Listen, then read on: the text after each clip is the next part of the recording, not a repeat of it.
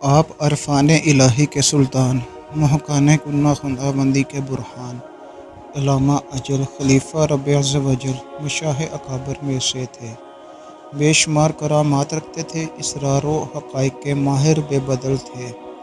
ہمیشہ قرب الہی کے مقام پر رہا کرتے تھے۔ محبت الہی کی آگ میں سوختار بدن کو مشاہدہ میں مشغول رکھتے تھے۔ احادیث نبوی صلی اللہ علیہ وسلم کے متعلق آپ کی روایات نہایت اعلیٰ تھیں۔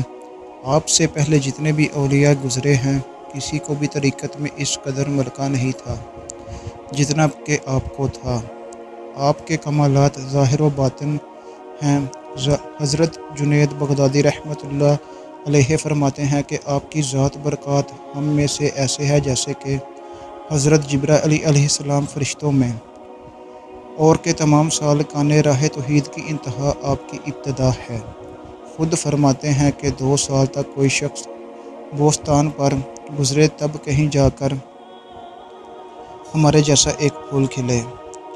حضرت شیخ ابو سعید ابو الحسنہ رحمۃ اللہ فرماتے ہیں کہ میں تمام کائنات کو آپ سے پر دیکھتا ہوں، مگر آپ درمیان میں نہیں ہیں، یعنی جو کچھ آپ میں ہے اللہ تعالیٰ کی محبت میں محو ہے۔ روایت ہے کہ آپ کے دادا آتش پرست تھے اور آپ کے والد کرام بزرگان بستام میں سے تھے۔ آپ کی کرامات کا ظہور اس وقت سے ہونا شروع ہوا جب آپ اپنی والدہ کے پیٹ میں ہی تھے۔ آپ کی والدہ فرماتی ہیں اگر میں اپنے منہ میں کوئی مشتبہ لقمہ ڈالتی تو آپ پیٹ میں تڑپنے لگتے تھے، اور جب تک میں اس لقمے کو نکال نہ ڈالتی آرام نہ کرتے تھے۔ اس قول کی سچائی کی دلیل یہ ہے کہ لوگوں کے اس سوال کے جواب میں کہ مرد کے لیے طریقت کی راہ میں کیا چیز بہتر ہے، تو فرمایا کہ مادر ذات دوست۔ پھر لوگوں نے پوچھا کہ اگر یہ حاصل نہ ہو، فرمایا کہ پھر چشم بیٹا چاہیے۔ پھر پوچھا کہ اگر یہ بھی حاصل نہ ہو، فرمایا کہ پھر سننے والے کان۔ عرض کیا کہ اگر یہ بھی حاصل نہ ہو، فرمایا کہ پھر مرگ مفاجات۔ نقل ہے کہ آپ کی والدہ نے مکتب میں بھیجا تو ایک دن سورہ لقمان پڑھتے پڑھتے میرا شکر کرو اور اپنے ماں باپ کا شکر کرو پر پہنچے، تو آپ نے اپنے استاد سے یہ اس آیت کا مطلب پوچھا۔ معلوم ہونے پر آپ کے دل پر بڑا اثر ہوا اور استاد سے درخواست کی کہ مجھے گھر جانے کی اجازت دیں تاکہ میں اپنی والدہ کی خدمت میں کچھ عرض کروں۔ چنانچہ اجازت لے کر جب آپ اپنے گھر آئے تو والدہ نے دریافت کیا کیا ہوا، کیوں آئے ہو، یا کوئی عذر پیش آیا ہے؟ عرض کی نہیں، بلکہ پڑھ رہا تھا، میرے دل پر بڑا اثر ہوا اور اس پڑھائی کے متعلق آپ سے کچھ عرض کرنے کے لیے آیا ہوں۔ 2 جگہوں پر خدمت ادا نہیں کر سکتا، یا تو مجھ کو خدا سے مانگ کر ہمیشہ کے لیے اپنی خدمت کے لیے رکھ لو، یا مجھ کو خدا کے حوالے کر دو تاکہ اس کی خدمت میں لگا رہوں۔ والدہ نے فرمایا کہ برخودار، میں تمہیں اللہ تبارک و تعالیٰ کی خدمت کے لیے چھوڑ دیتی ہوں اور اپنا حق بخشتی ہوں، جا اور خداوند تعالیٰ کا بن جا۔ اس کے بعد آپ نے بستام کو چھوڑ دیا اور 30 سال تک جنگلوں میں ریاضت کرتے رہے۔ 113 بزرگان دین کی خدمت کی، ان سے فائدہ حاصل کیا۔ ان اولیاء اللہ میں سے ایک امام جعفر صادق رضی اللہ تعالیٰ عنہ بھی تھے۔ روایت ہے کہ ایک دن آپ امام جعفر رضی اللہ تعالیٰ عنہ کی خدمت میں بیٹھے تھے۔ حضرت امام نے فرمایا کہ باجزید کتاب طاق سے اٹھا کر دے دو۔ آپ نے فرمایا کہ کون سے طاق سے؟ حضرت امام نے فرمایا کہ عرصے سے تم یہاں رہتے ہو اور ابھی تک تم کو طاق کا پتہ نہیں۔ آپ نے عرض کیا کہ مجھے اس سے کیا کام کہ آپ کی موجودگی میں سر اٹھاؤں، میں کوئی سیر کرنے کے لیے یہاں حاضر نہیں ہوا۔ حضرت امام نے فرمایا اگر ایسا معاملہ ہے تو واپس بستام کو تشریف لے جاؤ، تمہارا کام ختم ہو گیا ہے۔ روایت ہے کہ ایک دفعہ لوگوں نے آپ سے عرض کی کہ فلاں جگہ پر ایک بزرگ تشریف فرما ہیں، چنانچہ آپ اس کی زیارت کے لیے تشریف لے گئے۔ اتفاقاً اس نے قبلہ شریف کی طرف منہ کر کے تھوکا۔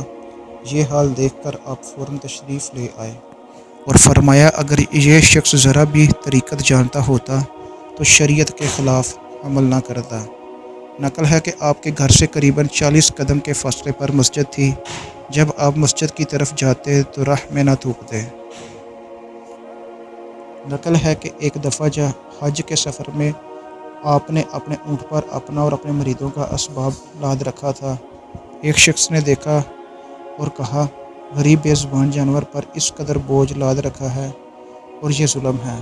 آپ نے اس کی طرف مخاطب ہو کر فرمایا کہ ذرا آنکھ کھول کر دیکھو، بوجھ اونٹ پر نہیں ہے۔ جب اس نے دیکھا تو تمام بوجھ اونٹ کی پشت سے ہاتھ بھر اونچا تھا۔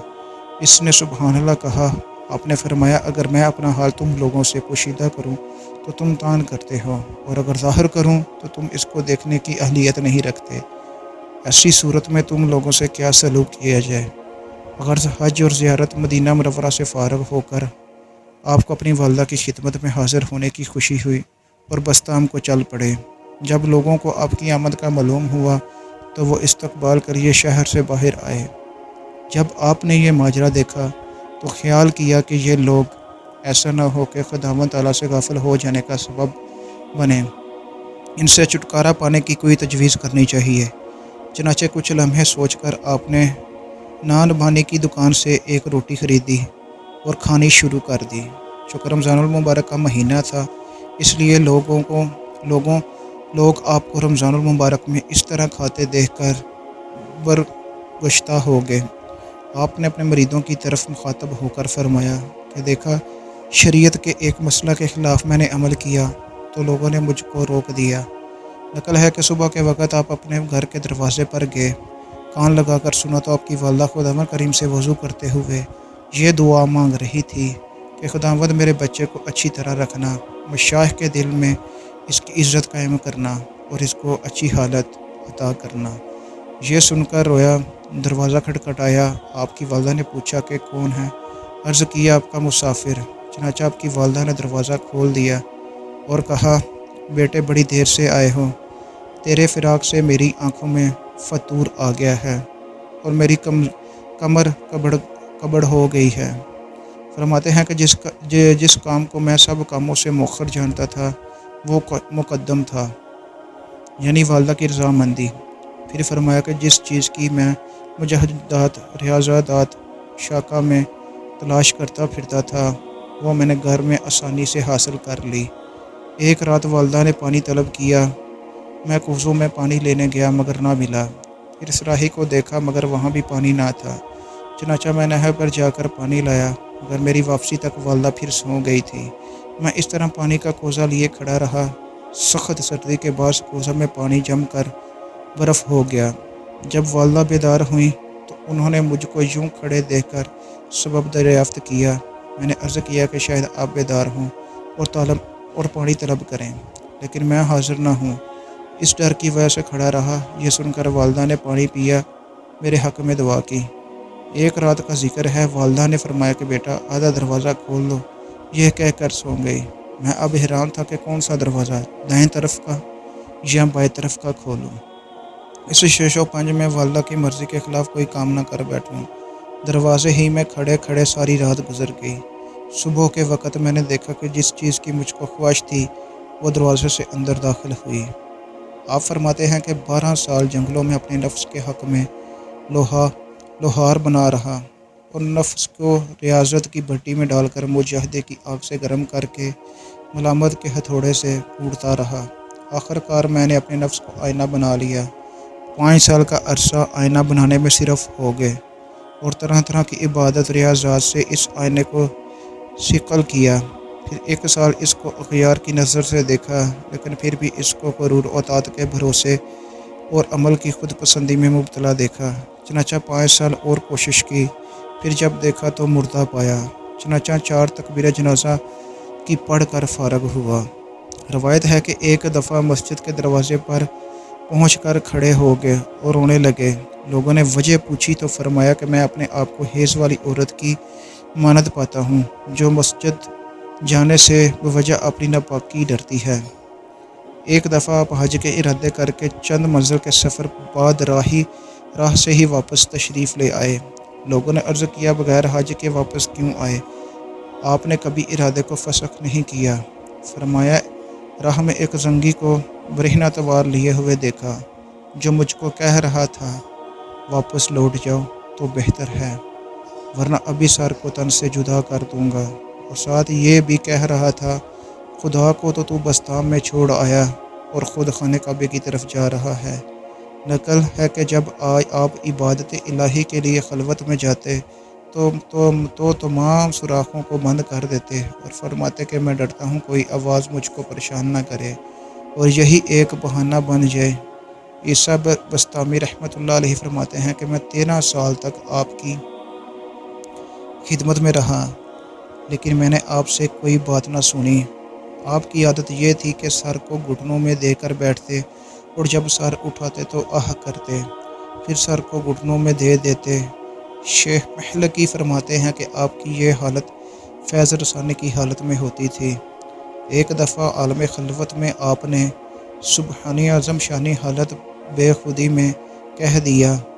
جب آپ اپنے مریدوں میں آئے تو انہوں نے عرض کیا کہ آپ نے ایسے الفاظ کہے ہیں۔ سن کر آپ نے فرمایا کہ اللہ جل شانہ نے تمہارا دشمن ہو، اگر دوبارہ یہ الفاظ میری زبان سے سنو تو بے تکلیف مار مار کر میرے ٹکڑے اڑا دو۔ چنانچہ یہ فرما کر آپ نے ہر ایک کو ایک ایک چھری دے دی۔